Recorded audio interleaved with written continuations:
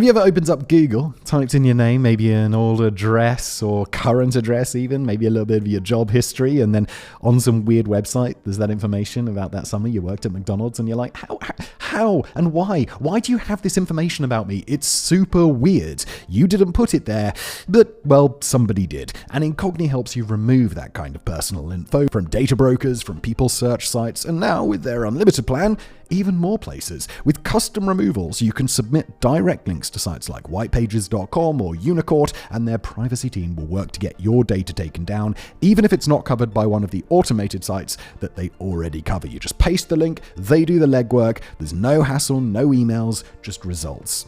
Now, look, it's not perfect. They can't touch court records. They can't touch social profiles. But it does handle the worst of what shows up when people search your name. Take your personal data back with Incogni. Use the code SHADOWS at incogni.com/shadows and you'll get 60% off an annual plan. And now back to today's video. HMS Hood was the pride of not just the Royal Navy, but of the entire British Empire. The largest warship afloat when she was commissioned. She was sleek, she was powerful, she was oh so heavily armed. By World War II, she was something of an old girl, having been commissioned back in May 1920, but this didn't really matter very much, for she was still widely revered as the ultimate deterrent against any hostile power that might dare challenge Britannia's rule of the waves. Alas, her illustrious story changed forever on May the 24th, 1941. During the Battle of Denmark Strait, she wasn't merely sunk, she was utterly blown apart in the blink of an eye, suffering a catastrophic internal explosion that sent her beneath the waves in less than 3 minutes and took 1,415 sailors down with her, leaving only 3 survivors. The sheer speed and brutality of her demise left the entire world just stunned. And for decades, the question of exactly what happened lingered as one of the greatest unresolved mysteries of the whole of World War II. So, was it a design flaw buried deep within her hull, a 1 in a million strike from the Bismarck's guns, or a tragic collision of both? Well, let's find out. So let's begin by having a quick look at Hood's design, as it is going to be really pertinent when we start getting into the actual theories later on in the video. And I know this isn't a Mega Projects channel, so we're not going to get crazy technical. If you're new here, Mega Project is another channel I do. You can check it out if you want to.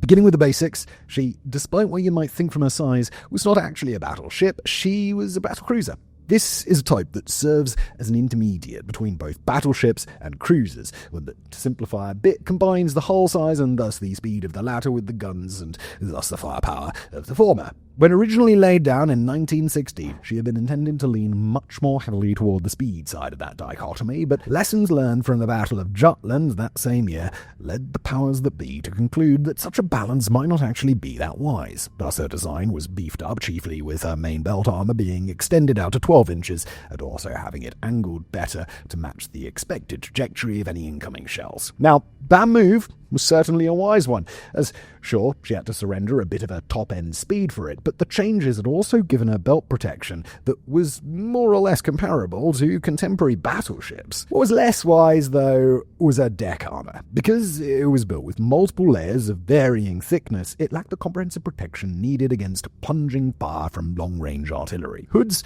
revised belt armor also made her a bit sluggish, and there's really no escaping that fact. To put this in perspective with some examples, while Hood could manage a top speed in excess of 28 knots or 32 miles per hour, both the German Scharnhorst and Gneisenau, typically described as battle cruisers by most historians, could both reach 31 knots or 35 miles per hour. Similarly, most pure-blooded battleships of Hood's era would also pull past her in a straight line, with the Italian Roma being capable of 30 knots or 34 miles per hour and the Japanese Haie topping out at that very same speed. However, both contemporary and modern sources typically describe Hood's speed as adequate for the tasks assigned to her and are not overly critical of her performance. That's especially understandable when considering that, because of her speed trade-off, she came packed with more belt armor than Roma, which had only 11 inches, and Haie, which had a legitimately quite meagre 8 inches. It's a good amount of armor, isn't it? It should also be noted that in real terms, Hood would often struggle to reach her top speed, especially in overly rough conditions. And this was due to the fact that all of that extra belt armor made her sit real low in the water, which often led to her quarterdeck being awash. So bad could it get at times. In fact, she was dubbed the largest submarine in the Navy. All in all then, while she had a rough edge here and a rough edge there, it's safe to say that Hood was, seemingly at least, a decent enough ship all in all. Plenty of armor, plenty of firepower, and enough speed to get the job done. She certainly doesn't sound like the kind of ship that would blow herself apart and sink in less than 3 minutes. That's for sure. And yet, as we know, that is exactly what happened. So let's move on and have a look at how it all went so terribly, terribly wrong. At dawn, on the 24th of May 1941, the Royal Navy faced a critical threat as Hood and the battleship Prince of Wales closed in on the German warships Bismarck and Prince Eugen in the icy waters of the Denmark Strait. The Germans were on a mission to breach the North Atlantic and wreak havoc on Allied supply lines, a scenario that the Royal Navy just couldn't allow. Under the command of Admiral Lancelot Holland aboard Hood, the British ships raced to intercept their adversaries before they could disappear into the open waters, at which point tracking them down would be akin to finding a needle in a haystack. The tension was palpable aboard Hood. She may have been larger than the Bismarck and much larger than the Prince Eugen, but both German vessels were fresh from the shipyard, having been commissioned in 1940, as 20 years after Hood, and they had the technology and refinements to show for it. Then was the troubling matter of Hood's substandard deck armor. Fortunately, Holland was a stalwart of the Royal Navy, and he knew exactly what strategy was needed to maximize his odds. Get in there quickly. This would close the gap and ensure that the enemy's rounds came in level at Hood's belt armor rather than plunging down onto her deck. As a double bonus, it would also allow his older fire control systems to work at peak performance, since they struggled somewhat at long distances, at least compared to what he believed Bismarck and Prince Eugen were packing. The German flotilla was first spotted at 5:37 a.m., but unfortunately the British had been spotted even sooner. The German guns were primed, aimed, and waiting for their enemies to steam and derange. And so, well, the Germans got off the first shots. This changed nothing in Holland's mind, however, and so he buried his telegraph, ordered the Prince of Wales to do the same, and they began closing in as shots began to rain down around them. Luckily, none connected at this point, as Holland had also raised the 2 blue signal flag, which ordered a series of 20-degree turns that would both make them harder to hit and eventually give them prime angles to fire themselves when the time finally came. That time, well, it ended up being 5:55 a.m. when Hood let loose a half salvo from her 4 forward-facing guns aimed squarely at Prince Eugen, although this had been a mistake, as Holland had ordered that the Bismarck, with her much bigger and much scarier guns, as the priority target. It didn't matter, though, as all 8 rounds missed, simply peppering the water around Prince Eugen totally harmlessly. The same can't be said of the target's guns, however. No sooner had Hood let her opening salvo off than a round that Prince Eugen had sent in return struck her amidship and started a fire on her gun deck, one that had no problem spreading thanks to the vast amount of ammunition for Hood's secondary guns that had been left lying on the deck. It was there to be on hand for later firing. While not ideal, the situation at that point, it seemed far from disastrous. Initial damage control reports informed Holland that the fire could be contained and extinguished easily enough, and so he left his sailors to do exactly that as he turned his thoughts to the matter at hand, bringing all 8 of his guns to bear on the enemy. He therefore ordered both Hood and Prince of Wales to swing round and open up with full broadsides, sure that the distance between them was now perfect for both British ships to be protected from plunging fire and for Hood's guns to also be nice and accurate. He could not have been wrong on that one. You see, while all of that had been going on, Bismarck's gunners had been slowly adjusting their fire as they let salvo after salvo loose towards their opponents, and the 5th one found its mark absolutely perfectly. At precisely 6 a.m., a single 15-inch shell struck Hood between her mainmast and aft funnel. Before the sound of its impact could even travel across the waves to the Prince of Wales, Hood erupted into a blinding explosion, the force of which tore through the aft section of the ship and sent vast portions of Hood's innards, including full 900-ton turrets, catapulting into the air. Barely a moment later, Hood was consumed by flames from stern to bow, split cleanly in 2.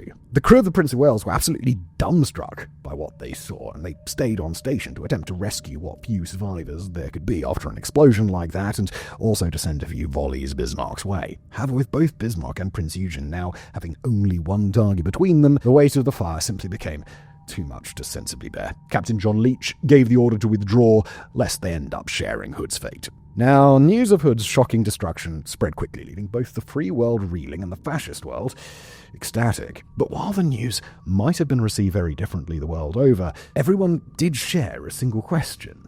how? The British Admiralty, upon hearing the initial reports, made a public announcement on the day of the battle that, quote, HMS Hood received an unlucky hit in a magazine and blew up. But for many, such a simple answer wasn't buttering any parsnips, was it? The idea of a ship exploding so quickly and so catastrophically simply made no sense. Such things just didn't happen to modern capital ships, built as they were with an insane amount of armor and layer upon layer of internal protective measures intended to stop exactly that from happening. So, what did happen? Well, let's move on, and we'll begin exploring the possibilities. Alright, we really want to stress the word possibilities here, because as we said at the start of this video, this is very much a question that has yet to be answered beyond all possible doubt. And further still, it is also one which is unlikely to ever receive such an answer, as the evidence needed to do so just likely doesn't exist. For example, in terms of sources, we have eyewitness accounts from all of the sailors involved who decided to share their story, and that goes for ones from the Bismarck, Prince Eugen, Prince of Wales, and indeed the 3 survivors from the Hood. Beyond that, we also have Hood's blueprints, which outline her design, as well as her wreck, discovered in 2001 and meticulously studied in the long and extensive expedition that followed shortly afterwards. Now, that may sound like quite an expansive body of evidence to be working with, but trust us, for something like this, it really isn't very much at all. To ever know for certain, we'd need the testimonies of some of those 1,415 sailors who were lost with her, those who were standing right next to whatever it was, whenever it was, that it happened. Naturally, being an intimate witness to something like that did not put them in a position to be among the 3 that made it off the Hood alive.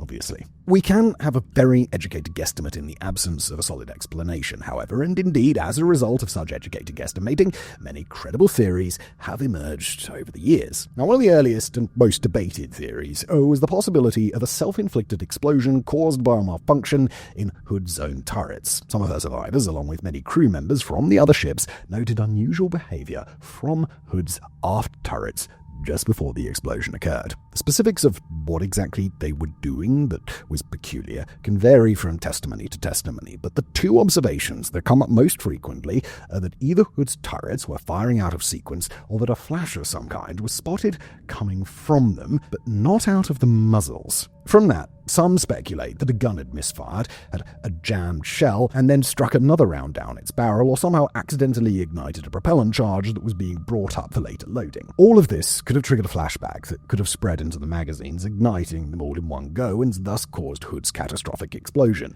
But this theory has significant flaws, and it isn't one we entertain. You see, after the Battle of Jutland in 1916, where British battlecruisers suffered devastating losses due to inadequate anti-flash precautions, the Royal Navy implemented rigorous safety protocols. Hood's anti-flash protection was extensive, consisting of multiple safety doors and procedures specifically designed to prevent any accidental ignition from spreading to the magazines. For a malfunction to cause the explosion, these safety measures would have needed to fail catastrophically and almost instantaneously, and that just doesn't strike us as very likely at all. Another theory centers on the fire caused by that shell from Prince Eugen. While it is reported as being rather scary looking but under control, what if that assessment wasn't quite right? What if the fire was actually severe enough to reach a magazine, ignite all the munitions within, and destroy Hood?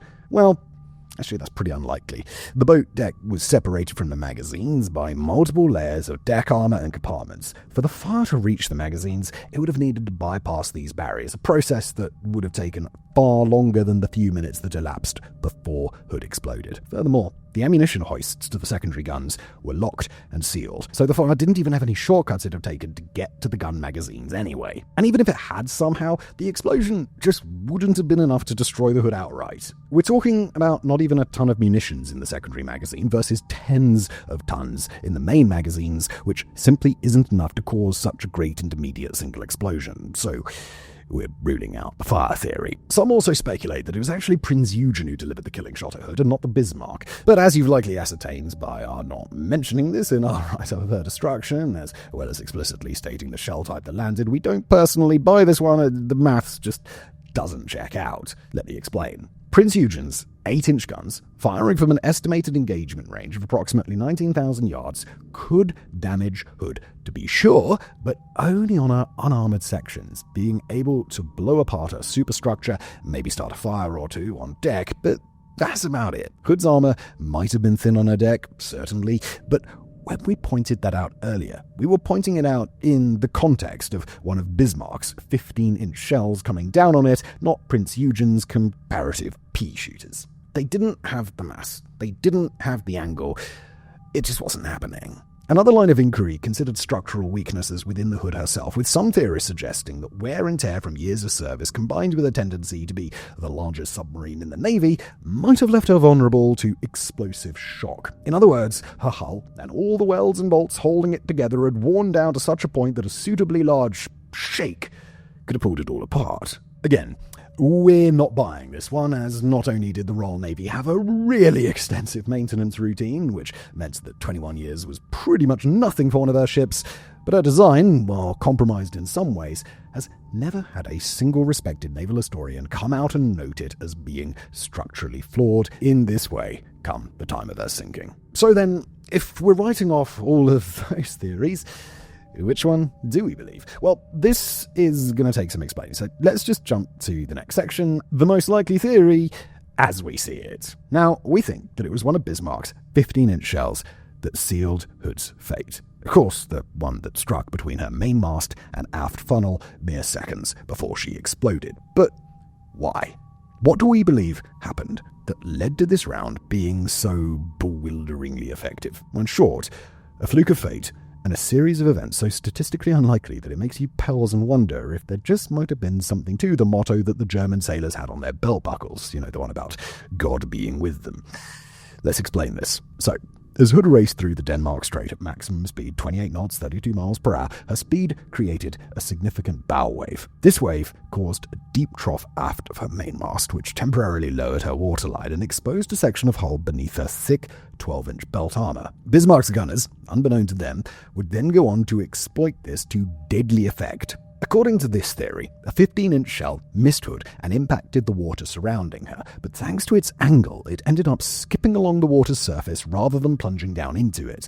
The shell traveled at a speed slow enough to avoid breaking apart on impact, but fast enough to still have sufficient momentum to penetrate that temporarily exposed section of Hood's softer hull beneath her belt armor. It then broke through and entered the aft machinery spaces inside of which were magazines for her secondary guns. The round then detonated, with the force of its explosion being amplified by the confined space it found itself in. This ignited the aforementioned magazine, and since the area of Hood had not been armored against such attacks, which were theoretically all but impossible, it set off a chain reaction. Flames and hot gases shot upward through ventilation ducts, emerging from the top of the ship as a bright flash, the very one that many witnesses attributed to a turret's malfunctioning. From there, the explosion, now with plenty of power behind it, penetrated the bulkhead that separated the secondary magazines from the main magazines, and then, with the absurd amount of munitions stored in them, it was game over. The whole ship detonated, split in two, and was beneath the waves not even 3 minutes later. Now, for many, many years, this was very much a conclusion made in the absence of better explanations. While it represented a compounding of individually very unlikely happenings, it was the only theory that you couldn't find some empirical reason to dismiss out of hand. The pattern of cause and effect it laid out made sense, and so it persisted. But then, with the discovery of Hood's wreck in 2001, this theory became widely accepted as the explanation.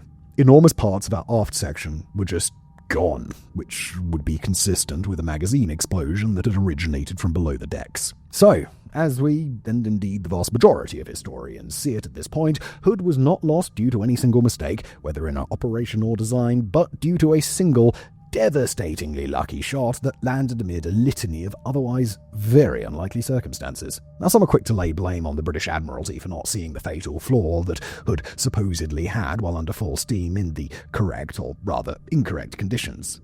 But we don't. Hindsight is 2020, and who really could have ever been expecting to see that coming? A bouncing, missed shot that just happened to hit the one vulnerable spot in the one set of conditions that just happened to expose it. It was a 1,000,000-to-1 fluke. Not that this would be much comfort to the 1,415 sailors who lost their lives. Thank you for watching.